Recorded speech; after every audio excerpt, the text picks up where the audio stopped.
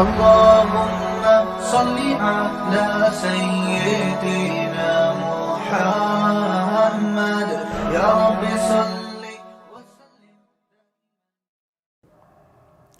بسم اللہ الرحمن الرحیم نحمدہ ونصلی علی رسولہ الکریم.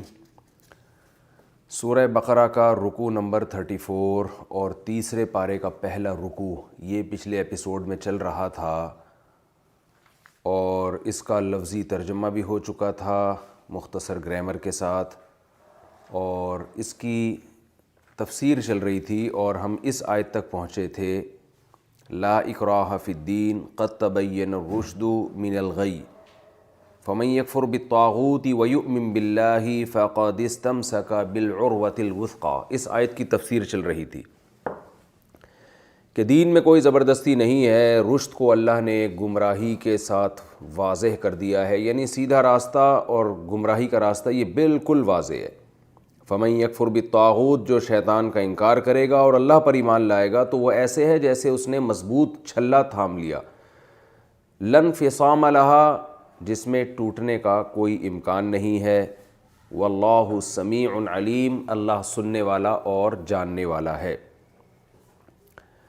اس آیت کی تفسیر چل رہی تھی کہ جو بھی کفر کے اندھیروں میں ہوتے ہیں وہ اللہ نے ان کو تشبیہ دی ہے جیسے تباہی اور بربادی کے دہانے پر کھڑے ہوں، طوفان میں گھرے ہوئے ہوں، اور نجات کے لیے کوئی چھلا ہو جس کو مضبوطی سے پکڑ لیا جائے، جیسے ڈوبتے ہوئے آدمی کو رسی دی جاتی ہے، اوپر سے پھینکی جاتی ہے اور وہ اس کو مضبوطی سے تھام لے تو وہی بچتا ہے، اس کے علاوہ کوئی بھی نہیں بچتا.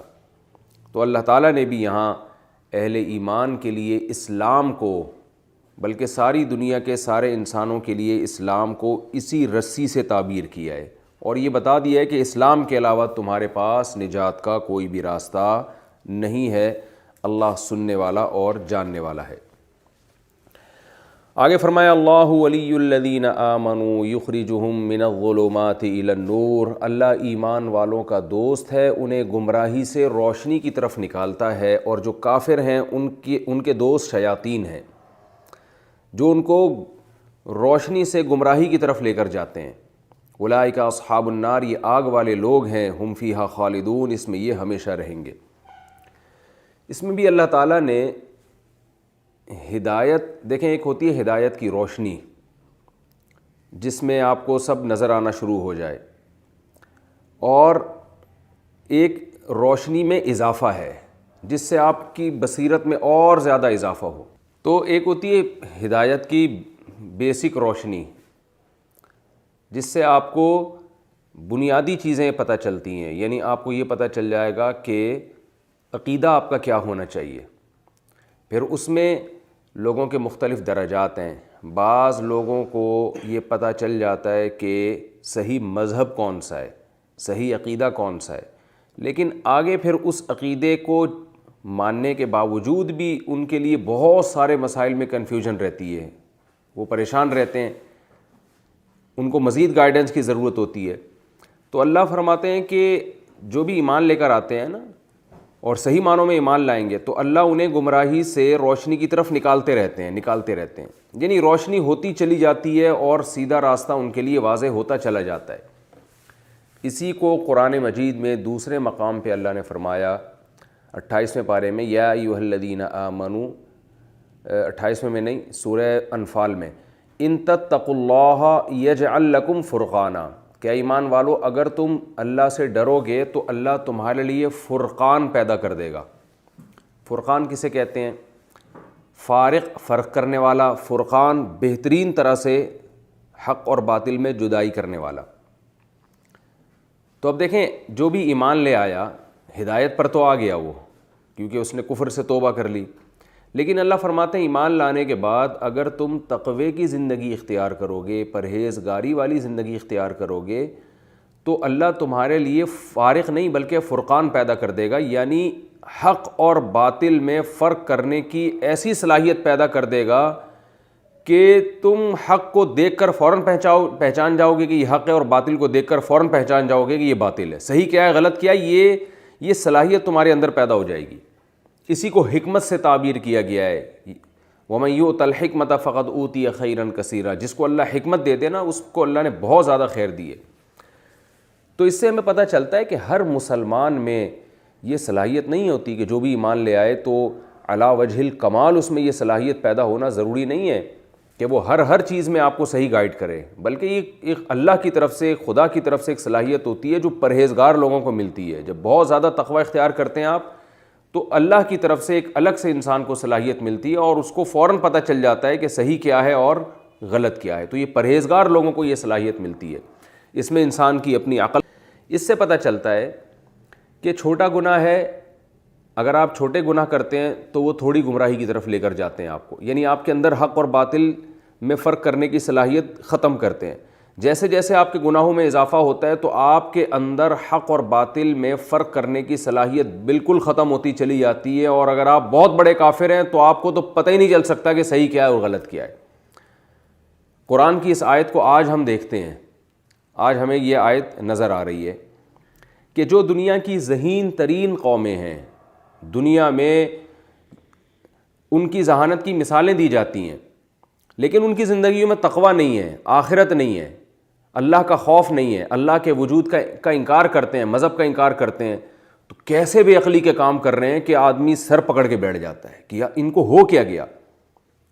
آپ دیکھیں کہ یونائٹڈ نیشن میں کتنے بڑے بڑے لوگ بیٹھتے ہیں، دنیا کے ذہین ترین دماغ بیٹھتے ہیں، لیکن آپ لاز دیکھیں، قوانین دیکھیں کیا پاس ہو رہے ہیں، یعنی انسان اور جانور میں فرق ختم کر دیا گیا ہے۔ یہ جو ہومو سیکس ہے جس کی اجازت دی جا رہی ہے، اس کو لیگل قرار دیا جا رہا ہے، اس کی انتہا پتہ نہیں کہاں تک ہوگی۔ آج سے 100 سال پہلے کوئی اس کا تصور نہیں کر سکتا تھا کہ دنیا میں کوئی ایسی قوم بھی آئے گی جس کی عقل پر ایسے پردے پڑ جائیں گے۔ تو یہ جو اس بالکل ایسی ایک چیز جو جس کا نیچر سے دور دور کا کوئی تعلق نہیں ہے، جو کھلی بے حیائی ہے، اس کو کوئی دنیا میں قوم یا دنیا میں کوئی جماعت ایسی ہے جو اس کو لیگل بھی کر دے گی، اور وہ جماعت بھی ایسی جو دنیا کے ذہین ترین دماغ ہوں گے۔ اور اس طرح کے بہت سارے قانون بنتے چلے جا رہے ہیں جو انسانیت کو تباہی کی طرف لے کر جا رہے ہیں۔ تو یہاں اللہ تعالیٰ فرماتے ہیں کہ اللہ جو ہے نا اہل ایمان کا دوست ہے۔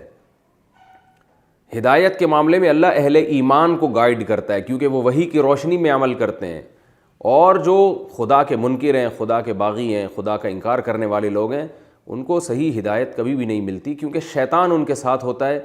ایک جگہ کہا اللہ تعالیٰ نے فبئس القرین، کیسا برا دوست ہے وہ شیطان۔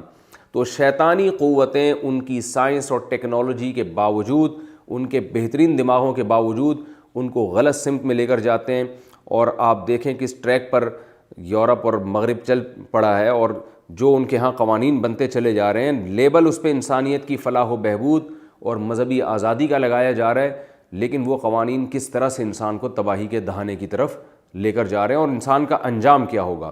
اور ماہرین یہ کہتے ہیں کہ عن قریب آپ دیکھیں گے کہ جس طرح انہوں نے عقل کو خدا بنایا ہوا ہے اور غیرت اور شرم اور یہ مذہب کے تقاضے بالکل اپنی ڈکشنری سے نکال دیے ہیں، تو عن قریب آپ دیکھیں گے کہ جیسے آج سے 100 سال پہلے یہ عجیب سمجھا جاتا تھا کہ دنیا کی کوئی قوم ہومو سیکس کو بھی لیگل قرار دے گی، تو وہ کام بھی آج سے 100 سال کے بعد ہوگا ان کنٹریز میں جو آج ہم جس کو ناممکن سمجھتے ہیں۔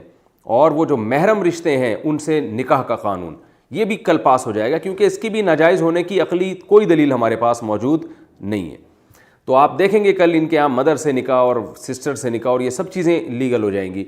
تو یہ ہے کہ اللہ فرماتے ہیں کہ ہم نے اہل ایمان، اہل کفر کا دوست شیطان کو بنایا ہے، اور شیطان ان کو غلط رخ پہ لے کے جاتا رہتا ہے۔ تو یہ ایمان کی ایک نعمت ہے کہ اللہ تعالیٰ حقیقت میں ہدایت اور روشنی، برائی سے بچنے کی صلاحیت جو ہے، یعنی برائی کو برائی پہچاننا اور نیکی کو نیکی پہچاننا، یہ صلاحیت اللہ اہل ایمان میں کو عطا فرماتے ہیں۔ آگے اللہ نے فرمایا اولئک اصحاب النار، یہ لوگ دنیا میں بھی گمراہی میں ہوں گے اور آخرت میں بھی آگ والے لوگوں میں ہیں، ہم فیہا خالدون، جس آگ میں یہ لوگ ہمیشہ ہمیشہ کے لیے جلیں گے۔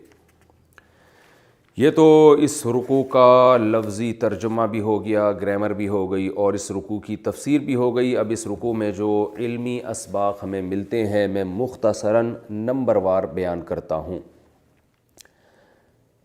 سب سے پہلے جو یہ پارہ یہاں شروع ہو رہا ہے، تیسرا پارہ، تلک الرسول فضلنا بعضهم علی بعض، کہ اللہ فرماتے ہیں یہ جو پیغمبر ہیں ہم نے بعض کو بعض پر فضیلت دی ہے۔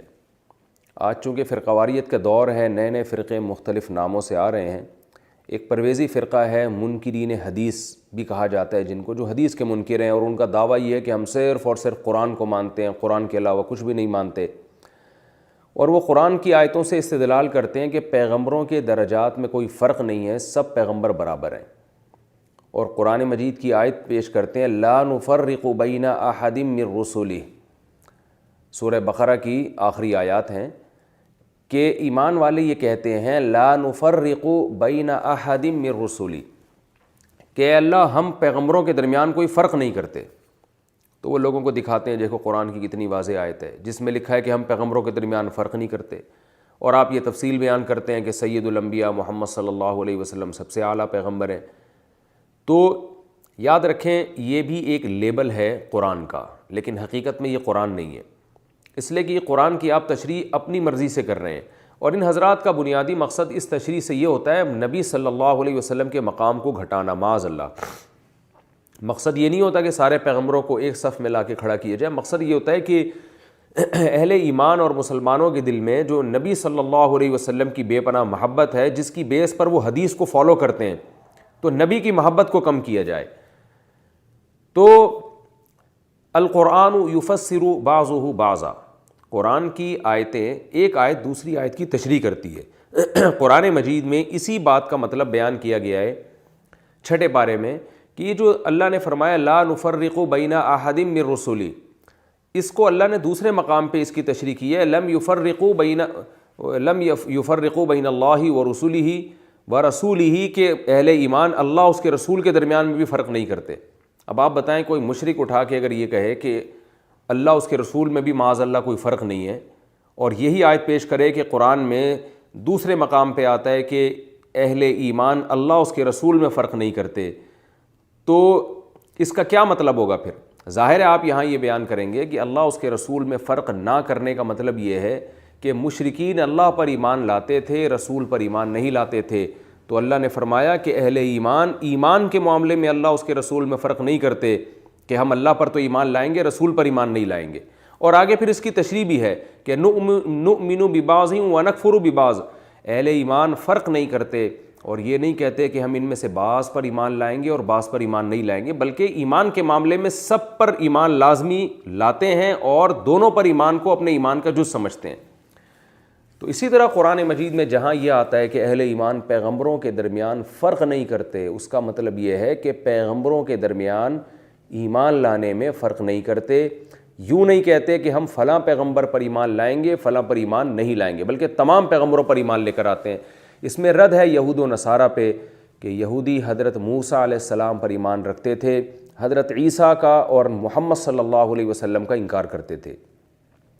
عیسائی حضرت عیسیٰ علیہ السلام پر ایمان لاتے ہیں اور محمد صلی اللہ علیہ وسلم کا انکار کرتے ہیں۔ تو اللہ نے بتایا کہ تمام پیغمبروں پر ایمان لانا ضروری ہے۔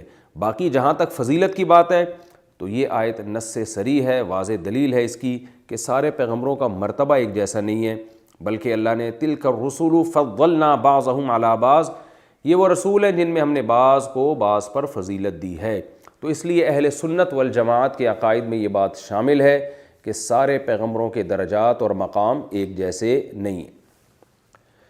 یہ بات تو ثابت ہو گئی۔ دوسری بات یہاں یہ پتہ چلتی ہے، یعنی علماء نے اس پر بھی بحث کی ہے کہ سب سے اونچا مقام کس پیغمبر کا، اس کے بعد کس کا، اس کے بعد کس کا، اس کے بعد کس کا۔ تو 4 پیغمبر ایسے ہیں جن کے قرآن و سنت سے ہمیں پتہ چلتا ہے کہ ان کا جو مقام ہے وہ باقی پیغمبروں سے بلند ہے۔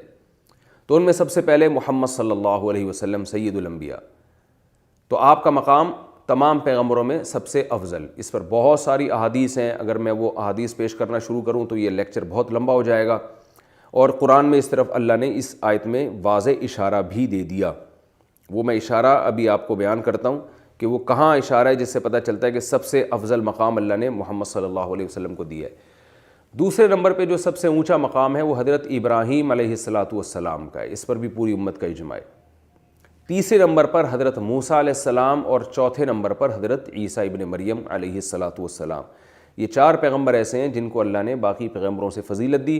پھر اس کے بعد پیغمبروں کی ترتیب مختلف ہے. بعض نے نوح علیہ السلام کو قرار دیا کیونکہ آپ 950 سال آپ نے تبلیغ کی, اس بات کا بھی امکان موجود ہے, لیکن ہمیں یقینی طور پر جو واضح دلائل نہیں ملتے, تو اس لیے اس بارے میں پھر توقف ہے. اگر کوئی عقیدہ رکھتا ہے کہ 5ویں نمبر پہ نوح علیہ السلام کا مقام زیادہ ہے تو بھی اس میں کوئی حرج نہیں ہے, دلائل سے پتہ چلتا ہے. اگر کوئی عقیدہ رکھتا ہے کہ آدم علیہ السلام کا مقام سب سے اونچا ہے کیونکہ وہ تمام پیغمبروں کے والد تھے, تو یہ بھی ٹھیک ہے, یعنی ان 4 پیغمبروں کے بعد. تو ان 4 پیغمبروں کی فضیلت کی دلیل کیا ہے کہ اللہ تعالیٰ نے, دیکھیں کچھ دلائل تو احادیث سے ملتے ہیں کہ نبی صلی اللہ علیہ وسلم نے فرمایا قیامت کے دن تمام پیغمبر میرے جھنڈے کے تلے جمع ہوں گے. تو اللہ, اور پھر معراج کی رات میں نبی صلی اللہ علیہ وسلم کو امام بنایا گیا اور تمام پیغمبروں کو آپ صلی اللہ علیہ وسلم کا مقتدی بنایا گیا. معراج میں آپ صلی اللہ علیہ وسلم نے تمام پیغمبروں کی امامت کی ہے, حالانکہ موسیٰ علیہ السلام موجود تھے, آدم علیہ السلام موجود تھے, ابراہیم علیہ السلام موجود تھے. تو یہ نماز میں امام بنانا اصل میں یہی بتانے کے لیے تھا, تمام پیغمبروں کو یہی جتلانے کے لیے تھا کہ یہ تمہارے امام ہیں. اور نبی صلی اللہ علیہ وسلم نے فرمایا لو کان موسیٰ حیا لما وسعہ الا اتباعی, موسیٰ علیہ السلام بھی اگر زندہ ہوتے تو میری اتباع کے بغیر ان کی نجات نہیں تھی. تو اگر یعنی موسیٰ علیہ السلام دوبارہ آ جائیں زندہ ہو کر بالفرض, تو موسیٰ علیہ السلام بھی مجھے فالو کریں گے تو نجات ملے گی. تو اب اللہ نے آپ صلی اللہ علیہ وسلم کو تمام پیغمبروں کا مقتدا اور رہبر بنا دیا اللہ تعالیٰ نے. اور اس آیت سے بھی ہمیں پتہ چلتا ہے, اس لیے کہ نبی صلی اللہ علیہ وسلم کے دور میں 3 قسم کے لوگ تھے جو آسمانی کتابوں پر اور پیغمبروں پر ایمان رکھتے تھے, ایک یہودی, ایک عیسائی اور ایک مسلم. تو ان تینوں کے اختلاف کو اللہ نے یہاں ذکر کیا ہے. اور تینوں کا اختلاف یہ تھا کہ یہودی کہتے تھے سب سے افضل موسیٰ علیہ السلام, عیسائی کہتے تھے سب سے افضل عیسیٰ علیہ السلام, اور مسلمان کہتے تھے سب سے افضل محمد صلی اللہ علیہ وسلم. تو اللہ نے یہودیوں کے پیغمبر کا تذکرہ بھی کر دیا, منہم من کلم اللہ, فرمایا بعض کو ہم نے ایسے فضیلت دی ہے کہ اللہ نے ان سے کلام کیا ہے. تو یہ موسیٰ علیہ السلام کا تذکرہ کر دیا, اور پہلے کیا ان کا تذکرہ یہ بتانے کے لیے کہ ان کو حضرت عیسیٰ پر فضیلت ہے. دوسرا اللہ نے فرمایا کہ ہم نے عیسیٰ ابن مریم کو واضح دلائل دیے, اس میں بھی اللہ نے بتا دیا کہ فضیلت عیسیٰ ابن مریم کی ہے. درمیان میں اللہ نے نبی صلی اللہ علیہ وسلم کا تذکرہ کیا اس انداز سے, ورفع بعضهم درجات, فرمایا بعض کو تو ہم نے بہت زیادہ درجے عطا کیے. تو اس سے پتہ چلا کہ نبی صلی اللہ علیہ وسلم کی فضیلت کے لیے کسی ایک چیز کو نہیں بیان کیا جا رہا, بلکہ یوں بیان کیا جا رہا ہے ان کو بہت زیادہ ہم نے درجات عطا کیے ہیں. یہاں بعض سے مراد نبی صلی اللہ علیہ وسلم ہے. نام اس لیے نہیں لیا کہ بعض مرتبہ نام لے کر کسی کی فضیلت بیان کرنا یا اس کی خاص صفات کو ہائی لائٹ کرنا جو بالکل واضح ہیں, اس سے شخصیت متعین ہو جاتی ہے. یہ بلاغت کا ایک قاعدہ ہے کہ کسی شخص کو متعین کر کے اس کے فضائل بیان کرنے کے بجائے اگر اس کو مبہم رکھ کے بیان کیے جائیں تو اس میں بھی ایک قسم کا مبالغہ ہے کہ نام لینے کی ضرورت نہیں ہے, جس کا تذکرہ ہو رہا ہے وہ سب کو معلوم ہے, یعنی وہ اتنی صاحب فضیلت شخصیت ہے اور اتنی فضیلت والی ذات ہے کہ اس کا نام لینے کی ضرورت نہیں ہے. یہ بلاغت کا ایک قاعدہ ہے. تو تمام علماء جو مفسرین ہیں بلاغت کے نکات بیان کرتے ہیں, وہ کہتے ہیں یہاں اللہ نے بعضهم کے ذریعے, یہ جو اللہ نے فرمایا کہ ہم نے بعض کو تو بہت فضیلت دے دی ہے, تو یہ آپ صلی اللہ علیہ وسلم کی شان اور بلندی کو بیان کرنے کے لیے کہ ہمیں ان کا نام لینے کی ضرورت نہیں ہے, تمہیں پتہ ہے کہ کس کا تذکرہ ہو رہا ہے یہاں پر. تو یہ بہت بڑی فضیلت ہے جو اس آیت میں آپ صلی اللہ علیہ وسلم کے بیان کی جا رہی ہے. تو حضرت موسیٰ کی فضیلت بھی اسی سے پتہ چلتی, حضرت عیسیٰ کی. اور یہاں ابراہیم علیہ السلام کا تذکرہ اس لیے نہیں ہے کہ ابراہیم علیہ السلام کی شخصیت میں کسی کا اختلاف نہیں تھا. تو اللہ نے مثالیں دی نا ان شخصیتوں کی جن پہ اختلاف چل رہا ہے. تو ابراہیم علیہ السلام کی شخصیت میں کسی کا اختلاف نہیں تھا, کیونکہ ان کو یہودی بھی مانتے, عیسائی بھی مانتے اور مسلمان بھی مانتے. آپ یہ کہہ سکتے ہیں کہ حضرت موسیٰ پہ بھی تو کسی کا اختلاف نہیں ہے, ان کو بھی تو یہودی بھی مانتے ہیں, عیسائی بھی مانتے ہیں, مسلمان بھی مانتے ہیں. اگرچہ حضرت موسیٰ کے بارے میں اختلاف نہیں ہے, لیکن حضرت موسیٰ علیہ السلام کا جو مرتبہ ہے وہ ابراہیم علیہ السلام سے کم ہے, تو ان کی فضیلت کو صراحتاً یہاں بیان کیا گیا. اور ابراہیم علیہ السلام کی فضیلت کو یہاں بیان کرنے کی ضرورت اس لیے نہیں تھی کہ ان پر ویسے ہی سب کا ایمان ہے اور سب ان کو افضل پیغمبر مانتے ہیں. سب کا یہ عقیدہ تھا کہ ابراہیم علیہ السلام تو سارے پیغمبروں کے, یعنی ان کی قربانیوں کی وجہ سے اللہ نے آپ کی اولادوں میں پیغمبروں کو پیدا کیا, اور توحید کی جو روح ہے, توحید جس انداز سے ابراہیم علیہ السلام نے توحید کی دعوت دی, اس انداز سے آپ سے پہلے پیغمبروں نے اس طرح سے دعوت نہیں دی ہے، جو جس طرح جاندار انداز میں ابراہیم علیہ السلام نے دعوت دی ہے، جو بتوں کا ایک واقعہ تھا، اور اللہ نے آپ کی اولادوں میں نبوت کو جاری کیا۔ اور بڑی اہم ترین بات یہ ہے کہ قرآن مجید میں ہمارے نبی صلی اللہ علیہ وسلم کو حکم دیا گیا ہے وَاتَّبِعْ مِلَّةَ إِبْرَاهِيمَ حَنِيفًا، کہ آپ ابراہیم علیہ السلام کے دین کو فالو کریں۔ تو دیکھیں تمام پیغمبروں کا عقیدے میں دین ایک ہی ہوتا ہے، لیکن عقائد کے معاملے میں ہمارے نبی کو حکم دیا جا رہا ہے آپ نے ابراہیم علیہ السلام کو فالو کرنا ہے۔ تو اس میں اللہ تعالیٰ نے ابراہیم علیہ السلام کو تمام پیغمبروں کا امام بنایا ہے، تو یہ امام بنا دینا ایک بہت بڑی فضیلت ہے۔ اگرچہ اس میں تو تمام پیغمبر ایک دوسرے کے امام ہیں، کیونکہ سب توحید میں ایک دوسرے کو فالو کریں گے، لیکن ابراہیم علیہ السلام کے نام کو ہائی لائٹ کر دینا یہ اس کی علامت ہے کہ اللہ تعالیٰ نے آپ کو بہت زیادہ فضیلت دی ہے۔ اور یہ فضیلت ابراہیم علیہ السلام کی اتنی مشہور تھی کہ اس کو قرآن میں یہاں بیان کرنے کی ضرورت نہیں تھی۔ اس کا ہمیں ایک اور دلیل سے ہمیں پتہ چلتا ہے کہ جب ہم درود شریف پڑھتے ہیں تو ہم کہتے ہیں اللہم صلی علی محمد وعلی آل محمد کما صلیت علی ابراہیم وعلی آل ابراہیم انک حمید مجید۔ اے اللہ نبی پر ایسے ہی رحمتیں بھیج جیسے تو نے ابراہیم علیہ السلام پر بھیجیں۔ اب اصول یہ ہے کہ جب آپ کسی کو تشبیہ دیتے ہیں تو جس سے تشبیہ دی جائے نا اس میں وہ وصف زیادہ پایا جاتا ہے۔ مثال کے طور پر آپ کہتے ہیں کہ زید ایسے ہی بہادر ہے جیسے شیر، تو اس سے پتہ چلتا ہے کہ شیر تو بہت ہی بہادر ہے پھر، کیونکہ زید کو شیر سے تشبیہ دی جا رہی ہے۔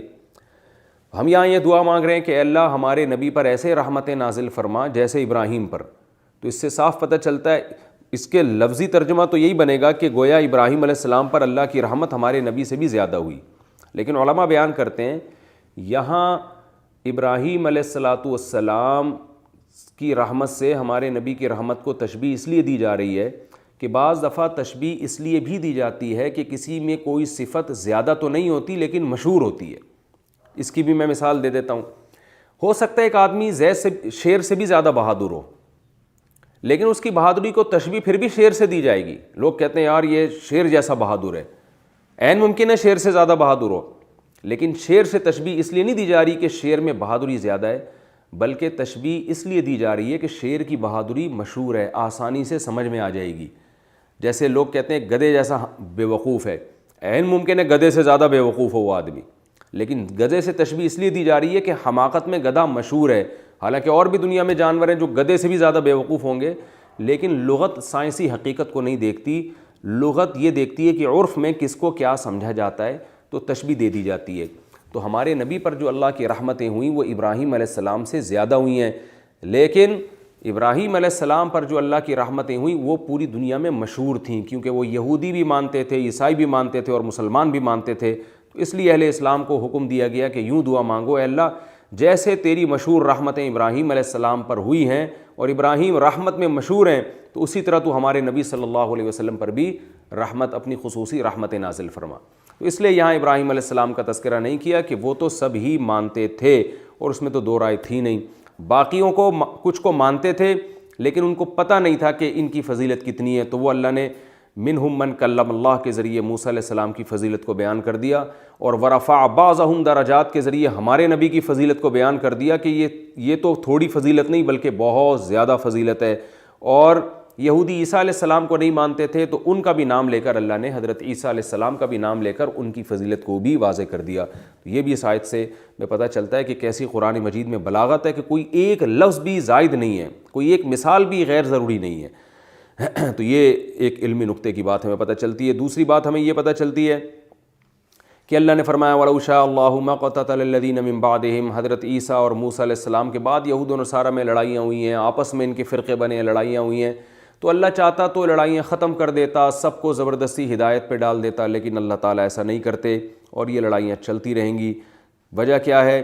حق اور باطل آمنے سامنے کھڑے رہیں گے، اور اسی میں انسان کی آزمائش ہے کہ وہ اہل حق کو فالو کرتا ہے یا اہل باطل کو۔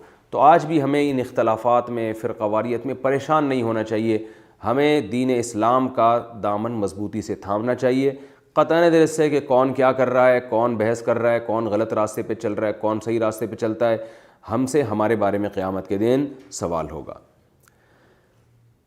یا ایھا الذین آمنوا انفقوا مما رزقناکم، اس میں اللہ نے ہمیں ترغیب دی ہے کہ جو رزق اللہ نے تمہیں دیا ہے اس میں سے خرچ کرو۔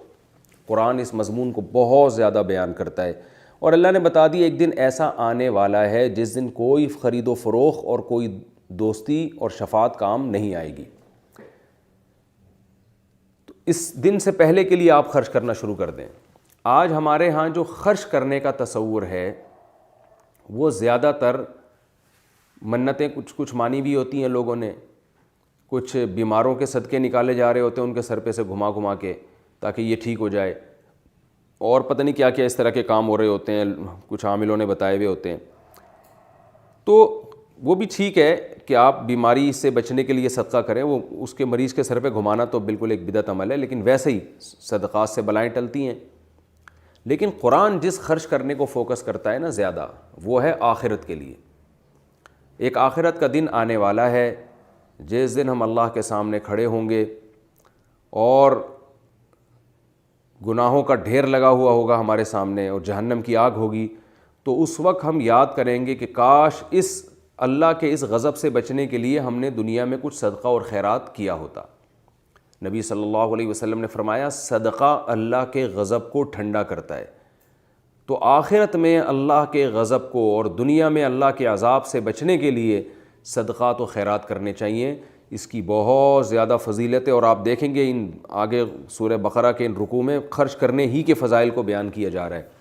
تو یہ بڑی بدقسمتی کی بات ہوتی ہے کہ ہم اتنی فضیلت سنیں خرچ کرنے کی اور پھر بھی ہم اپنے آپ کو خرچ کرنے کا عادی نہ بنائیں. تو فرمایا کہ ایک ایسا دن آنے والا ہے جس دن کوئی خرید و فروخت نہیں ہوگی. آج جو اس دن کے لیے انویسٹ کر دیا بس وہی قیامت کے دن تمہارے کام آئے گا. والکافرون هم الظالمون, اور کافر لوگ ہی ظالم ہیں جو اللہ کی آیات کا انکار کرتے ہیں, کیونکہ کافر یا تو صدقہ کرتا نہیں ہے اور اگر کرتا بھی ہے تو آخرت کے لیے نہیں کرتا. مسلمان صدقہ کرتا بھی ہے اور نیت بھی ٹھیک ہوتی ہے اللہ کو راضی کرنے کے لیے اور آخرت کے لیے صدقہ کرتا ہے. اب اللہ کتنی بڑی ذات ہے جس کے لیے ہمیں خرچ کرنے کا حکم دیا جا رہا ہے.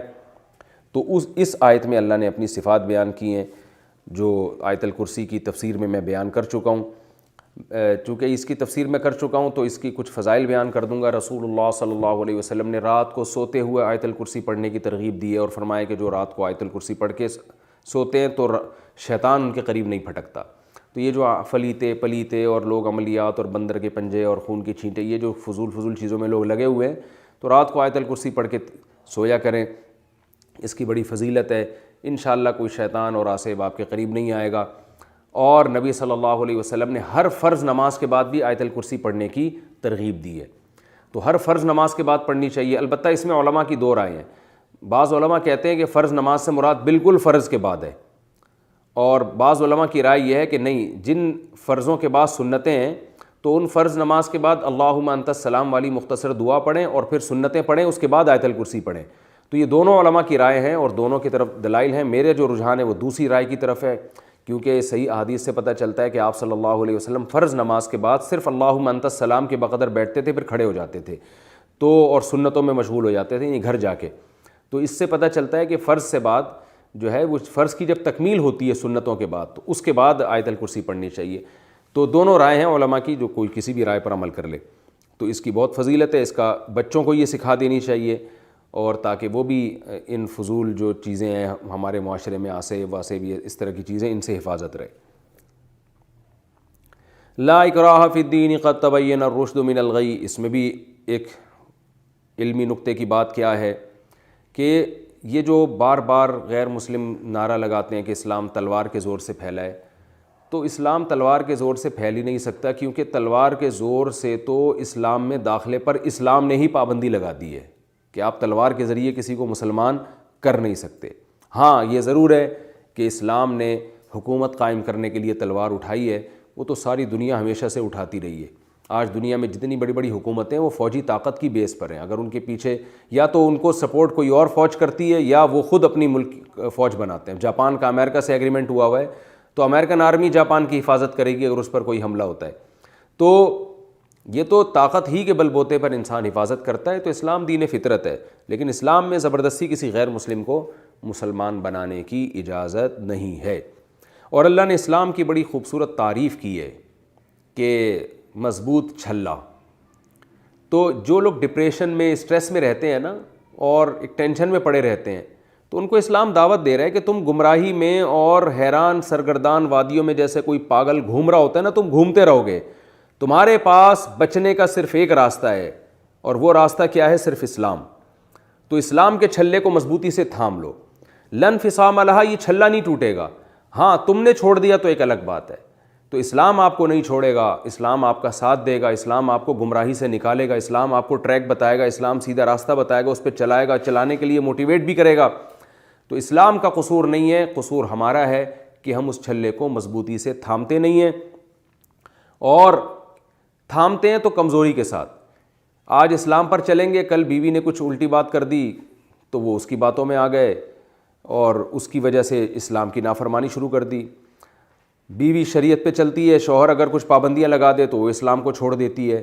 کبھی ماں باپ کے آنے میں اسلام کو چھوڑا جا رہا ہے، کبھی اولاد کی وجہ سے چھوڑا جا رہا ہے، کبھی ماحول کی، یہ بارات کے کھانے اور یہ جہیز وہیز کیا، یہ تو سب اسلام کو چھوڑنا ہے نا۔ یہ تو جتنی باطل رسومات ہیں ان میں جو ہم مبتلا ہو جاتے ہیں، تو یہ اس کی علامت ہے کہ ہم اسلام کے چھلے کو مضبوطی سے نہیں تھامتے۔ آپ صلی اللہ علیہ وسلم نے فرمایا ذا قطعم الایمان من رضی باللہ ربا وبالاسلام دینا وبمحمد صلی اللہ علیہ وسلم نبیا، وہ شخص اسلام کا ذائقہ چکھ لے گا جو نبی کو نبی مان لے، اللہ کو اللہ مان لے، اور اللہ کی کتاب کو اللہ کی کتاب مان لے۔ حقیقی معنوں میں جو اسلام کو فالو کرے گا اس کو اسلام کا ٹیسٹ پتہ چلے گا اور اسلام کی لذت اس کو محسوس ہوگی۔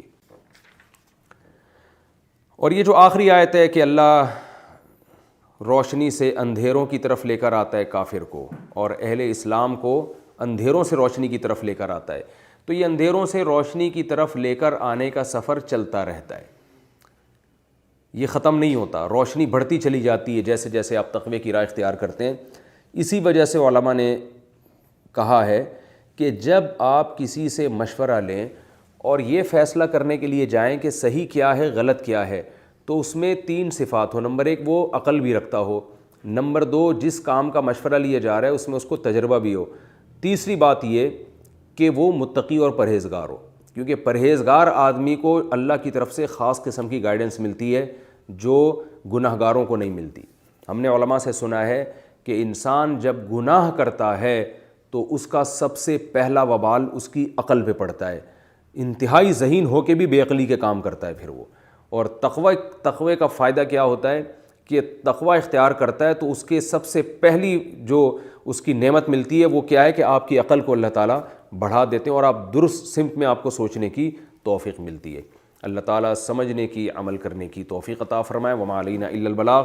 اگلے ایپیسوڈ میں انشاءاللہ ہم تیسرے پارے کا دوسرا رکوع پڑھیں گے۔